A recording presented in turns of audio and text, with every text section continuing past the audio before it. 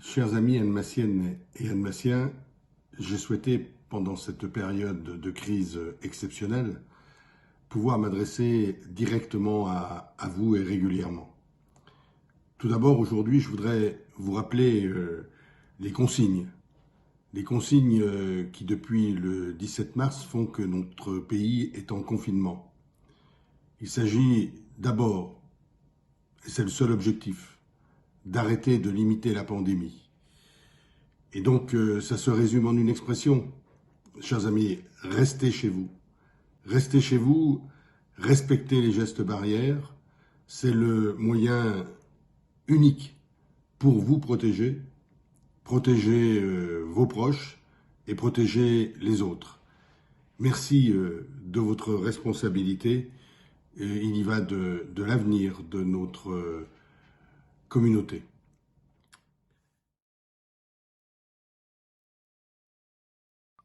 On est également souvent interrogé sur la tenue des marchés ouverts.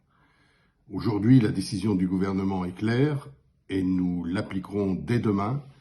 Les marchés ouverts sont interdits. Il n'y aura plus de marchés ouverts. Nous les avons laissés fonctionner avec des mesures de sécurité sanitaire extrêmement fortes, mais la décision nationale ayant été prise, nous l'appliquerons dès mercredi. Il n'y aura pas de marché donc au Perrier mercredi, il n'y en aura pas vendredi, place de la Libération, et évidemment les marchés reprendront quand le confinement sera terminé.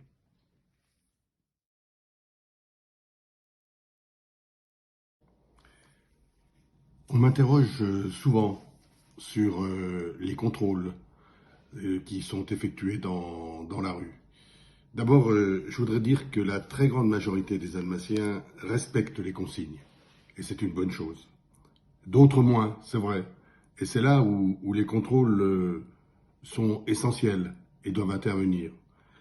La police nationale et la police municipale se coordonnent pour assurer ces contrôles sur la voie publique. Depuis ce week-end, c'est entre 50 et 70 verbalisations chaque jour qui ont été mises en place, données, attribuées par ces forces de police.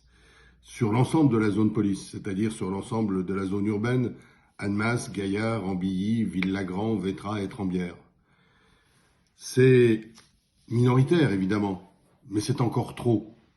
Et j'ai demandé, bien sûr, que ces contrôles soient encore renforcés, mais j'ai demandé aussi au préfet d'avoir, dans la mesure du possible, des forces de police supplémentaires qui pourraient aider à faire respecter au mieux les règles de confinement.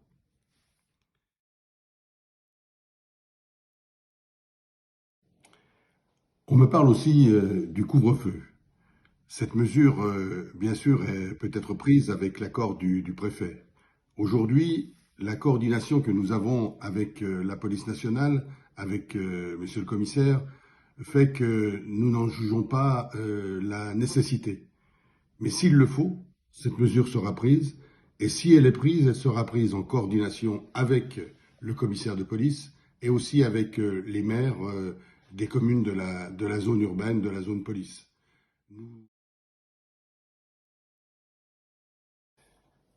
Je voudrais terminer ce premier message par un grand merci à tous ceux qui sont sur le terrain, bien évidemment au personnel de santé. Je vous rappelle que tous les soirs à 20h, ils sont applaudis et joignez-vous à ces applaudissements, mais aussi à nos personnels municipaux et les personnels de l'agglomération. Depuis le 17 mars, le plan de continuité des services publics est en place, sous l'autorité de la direction générale et sur mon autorité directe. 200 agents sur les 700 en ville sont mobilisés sur le terrain. Et pour Annemasse Agglo, c'est la même volonté d'assurer la continuité du service public.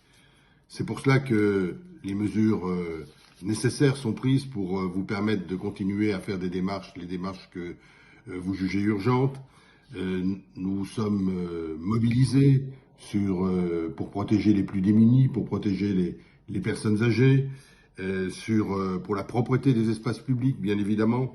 Et puis, nous assurons l'accueil des enfants, des personnels soignants.